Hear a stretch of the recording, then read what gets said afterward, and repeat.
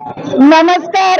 જાડેશ્વર વાસીઓને જણાવવાનું કે જાડેશ્વરની સામેના વિસ્તારમાં જેમ કે સ્વામિનારાયણ મંદિરના પાછળના ભાગમાં લગભગ 15-17 વર્ષથી એવું કહેવામાં આવે છે કે રોડ થઈ જશે, ગટર લાઈન થઈ જશે, તો અત્યાર સુધી 10 વર્ષથી અમે દિલાસા આપવામાં આવે છે, પણ કોઈ પણ વસ્તુ કે કોઈ પણ સુવિધા અત્યાર સુધી કરવામાં નથી આવી. તો જાડેશ્વરમાં જે પણ અગ્રણીઓ છે તે જાડેશ્વર પંચાયત જે ચલાવે છે, વહીવટદાર છે અથવા તો જે સરપંચ છે, એમને અમારી નમ્ર વિનંતી છે કે જાડેશ્વરમાં જે પ્રકારની સુવિધા છે એ પ્રકારની તમામ સુવિધા જાડેશ્વરના સામેના વિસ્તારમાં થાય, ગટર લાઈન સારી થાય, રોડ સારો થાય.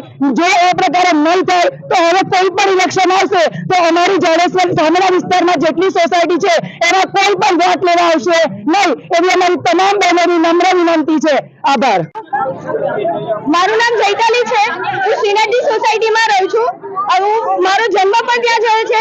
છેલ્લા 25 વર્ષથી અમે ત્યાં રોકાઈ રહીએ છીએ, પણ હજી સુધી કોઈ પ્રકારના રોડ, ગટર લાઈન કે કંઈ જ બન્યું નથી.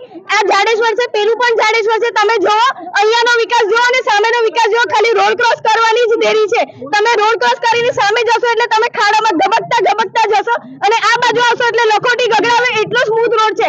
તમે તમારો વિકાસ કર્યો છે, પણ ખાલી જાડેશ્વર ગામનો જ વિકાસ કર્યો છે. અહીંયા આગળ બસ સ્ટેન્ડ થી લઈને સ્વામિનારાયણ મંદિર સુધી કોઈ વિકાસ નથી દેખાતો. ગટર લાઈનમાં બધું ખોદીને મૂકી દે છે, પણ પાછું એનો પુરાવો કરવાનો, એની ઉપર રોડ બનાવવાનું એવું કોઈ જ કામ આ લોકોને દેખાતું નથી. અમે લોકો પછી અહીંયા આગળ વોટ લેવા આવશે તો મહેરબાની કરીને સોસાયટીમાં ઘૂસવું નહીં, અને ઘૂસો તો ચપ્પલ ખાવા માટે તૈયાર રહેજો આ વખતે.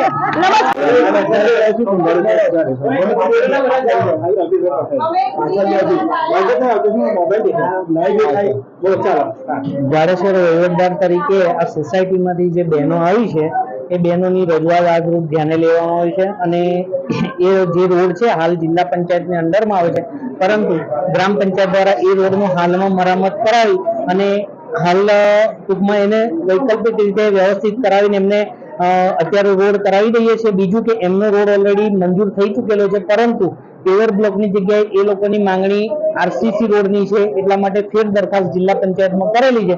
જિલ્લા પંચાયતમાં દરખાસ્ત મંજૂર થયેથી આરસીસી રોડ બનાવવામાં આવશે.